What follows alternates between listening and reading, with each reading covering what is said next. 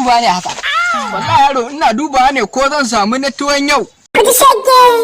Sabida ka san rayuwa an ce in kama matsi kayanka. Tage baki. Wato ai hakuri ya kwaya mana. Kwayar mana, kai hakuri ya kwayar mana. Ai yaro yanzu rayuwar nan mu da muke da iyali mu za mu gaya muku halin rayuwar nan sabida yanzu tsadar nan tafi karfin tunan dan adam. To baba iyali kowa ma yana su kuma kowa hakuri yake baba. Ba ruwanka kai dai ka wuce in ka ga dama kai mun sanni yaro. Baba ai hakuri dai a jira. To dan wanka kai ka so yuka abin nan ko ni na yuka ne. Baba a jira ya kwaya. Kan to ban dubu biyu wajen ka to. Ni ba baka ban karba zan yi. Ba yaran nan ne na gangare ba ne? Shi ne. Ai ni da mahaifinka ai akwai tsohuwa alaka yi.